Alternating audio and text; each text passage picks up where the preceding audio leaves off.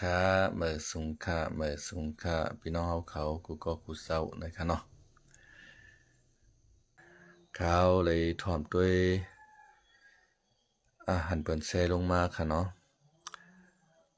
ปีไส้เกี่ยวละแขนล้ำนะคะเนาะเป็นผู้เข้าซุ่มเลยป่าตีโฮเซอร์ดิโมคราซีเซอร์คือไต้ SNLD นะคะเนาะขึ้นหมกรัดข้อความตีปางแก้วครบ61ปีตีวานให้นะคะเนาะ น้ำเสียงและดังละดังจ๋าค่ะเนาะก็เป็นอันคือเข้มเตะๆนะคะเนาะเป็นอันคือเข้มเตะๆก้อยกาตั้งมามือเห็นก็ปาก61นะคะเนาะอ๋อ64มันเจ้าลัดว่าตับซึกถึงใต้ใน SIPP ในลูกตีหนูซื้อขานเหตุการณ์รอดแล้วก้อนขอซึ่งใต้มานะคะเนาะก็เมียนอยู่ขณะอันในเมียน ก็เปิดว่าเจ้าสือเทียนเขาหลายๆเจ้าค่ะเนาะลูกดียันกุ่งมาหมุนเจ้านากิ่งต้าอันนั้นเป็นหมุนเจ้าใต้เฮาค่ะเนาะส่งเขามาเฮ็ดซึกในเจ้าน้อยซอยยันต้าในตับซึกหนุ่มซึกหารหนุ่มซึกหารเหตุการณ์ร้อนแล้วก้อนขอถึงใต้ค่ะเนาะมาเฮ็ดตีเนอซึกตีเนอเสาน้อยซอยยันต้าค่ะเนาะก้อยกะว่ากำลึงชุดมาใน พิดกันดังเจ้าน้อยฮักแตกเจ้าน้อยกว่าตั้งตับซึกหังก้วยเขาค่ะเนาะ SSIA ในขึ้นมาค่ะเนาะเปิดถึงมาเห็นเกาป่า64เหลือนปีค่ะเนาะเศร้าเดือนปี24วันค่ะเนาะเศร้าเมนั่งเฮิรนคำสองใครขึ้นห้องล็อกพร้อมโฮมค่ะเนาะกูมุกุจุ้มในค่ะเนาะเฮ็ดเป็นตับซึกอันเดียว SSA ขึ้นมานะครับเนาะก้อยกาห้องรองพร้อมโฮมในเซตาก็พร้อมโฮมเลยกูจุ่มหนึ่งเก่านะครับเนาะเมื่อเจ้าหนังเจ้าเจ้าน้อยก็เจ้าน้อยก็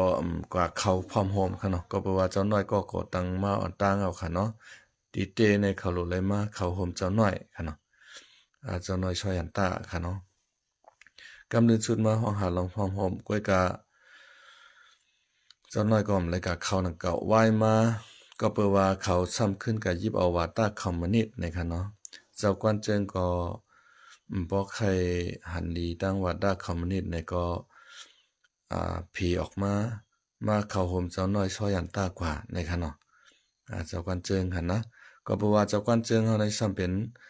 นับย้ำเจ้าพุทธภาษานะคะเนาะก็เปิดว่าคอมมิวนิสต์อันนั้นซ้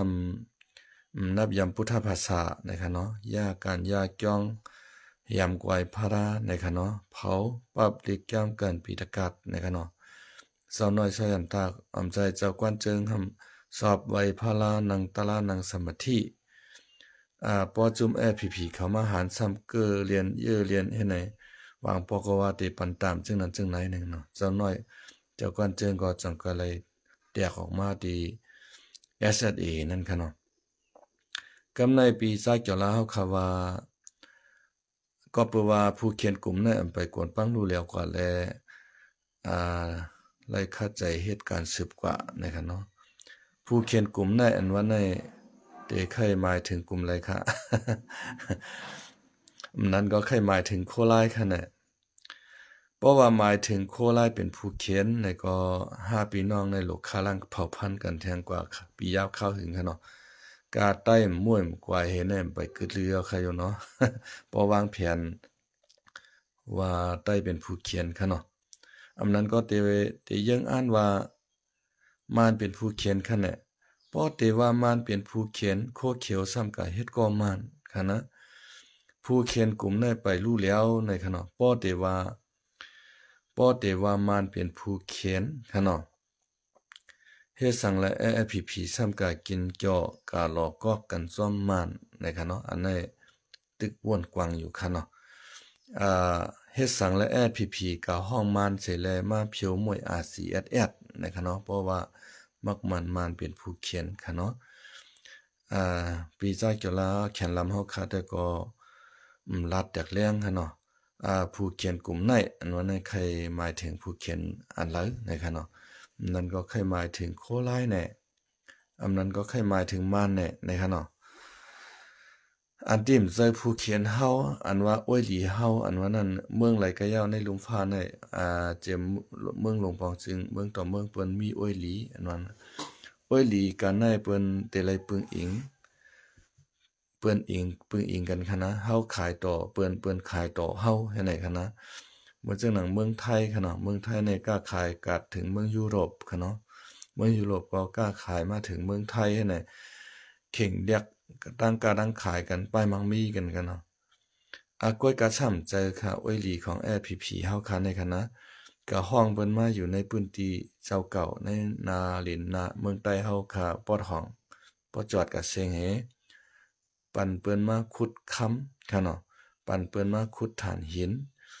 ปั่นเปิ้นมาตัดไม้ตัดตอกแค่นั้นคู่ของสภาวะในน้ำหลินใต้หลิน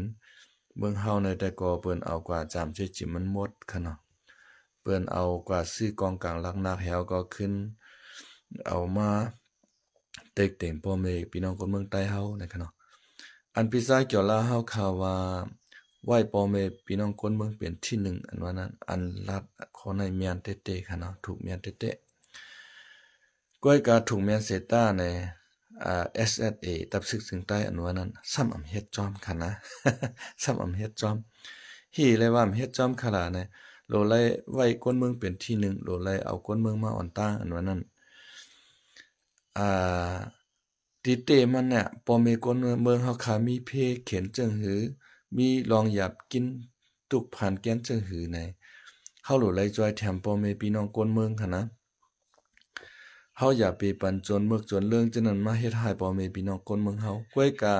อ่ำใจว่าจนเมือกจนเรื่องจุ่มเปื้อนนั้นมาเฮ็ดให้คนเมืองใต้เฮาค่ะซ้ำเป็นตับซึกLPPปาฏิมือใหม่สูงจึงใต้กำซื้อค่ะนี่นะ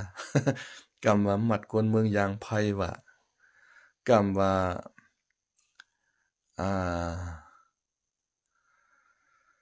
กำมาหุบซิมเอาเฮิรนเปิ้นกันนั้นว่าเฮิรนเปิ้นกันในว่ากำมากดทัดด้วยในพงเปิ้นว่าติดต่อคนเมืองไทยว่าเนี่ยปันตามรีบพอออกวันออกชนยึดเอาเฮิรนเปิ้นตีเปิ้นชวนเปิ้นหน้าเปิ้นว่าเฮ็ดไหนช่ำใจไผช่ำขึ้นเปลี่ยนปาตีใหม่ทรงจึงได้กำเหลียวค่ะในนะ คอละคอมันได้เข้มคอความคึกเข้มค่ะเนาะปีชาเกี่ยวลาเฮาค่ะภูเขาจุมปาตีโฮเซอดิโมคราซีซึคือใต้ SNLD เฮาค่ะก็ยามเป็นเพียนขับของปาตีโฮเซอมานั่นเก่าค่ะเนาะเมื่อกูปอกในก็เฮาค่ะก็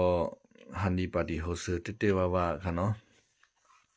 ปาตีในดิเตมันเฮาค่ะโลไลมีอันเดียวก็ค่ะนะเฮาโลไลเข่งปาตีมานอย่างเดียวก็ปาตี NLD อย่างเดียวก็ค่ะเนาะก้อยกะเฮาคาสามารถตั้งเป็นปาตีโฮซื้อปาตีซื้อเพือกให้น่ะเฮาต่อเฮาก็สำขึ้นแข่งกันในแลดีเว้งนำคำในเฮาขาการปาตีตะอ้างกะขนาดนะมันเป็นจังไหนก็เปิดว่าเฮาคานั้นเป็นน้ำหนึ่งใจเดียวกันค่ะเนาะมันเป็นน้ำหนึ่งในใจเดียวกันปาตีเฮาคาก็แตกกันซึกใต้เฮาคาก็แตกกันนั่นขนาดนะทำสิ่งนำความของใจเกี่ยวลาเฮาคาลาแต่ก็เปลี่ยนอันคึกเข้มค่ะเนาะคึกเข้มเตะมีเสียงออจาอานาเสียงใจฮัดใจหานก็คึกเข้มแต่ว่าดอกตั้งให้ดังสร้างของตับซึกจึงใต้ในซ้ำส่วนต่างกันอันพี่น้องไทยเขานั่นนะ มันกราบกันอันว่าปาฏิโฮเซเขาลาดกว่าดังหน้าค่ะเนาะ กวยกาLPP เฮ็ดกว่าดังหลังให้ไหนมันสวนต่างกันมันกว่าอันมานั่นขนาดเนาะมันเป็นจังนั้นแหละก็เพราะว่าปาฏิโฮเซและLPP ก็ติดตั้งมาตีเลียวกันค่ะอยู่เนาะเฮาคาได้ยินข่าวแต่ว่าปาฏิโฮเซและ LPP นี่ก็เป็นอันเดียวกันนะครับเนาะเป็นอันเดียวกัน เฮาคาก็ยามเป็นแฟนคลับปาฏิโฮเซมาค่ะเนาะมือกวนๆค่ะเนาะค่ะไม่สูงค่ะเนาะไม่สูงค่ะ ให้ปาร์ตี้ไม่สูงซึ่งใต้เฮ็ดเหมือนจังหนังปีใจเกี่ยวลาเขียนลำเฮาคาลาดเสกัมค่ะเนาะก้อยกะอันจ้อมหนังปีใจเกี่ยวลาเขียนลำเฮาคาลาดมานั้นคือเข้มอยู่ซื่อใจอยู่ค่ะเนาะก้อยกะอย่าให้มันสวนต่างกันกับตั้งเฮ็ดของปาร์ตี้ไม่สูงจึงใต้เสกัมนะคะเนาะเอาค่ะไม่สูงค่ะเนาะไม่สูงค่ะ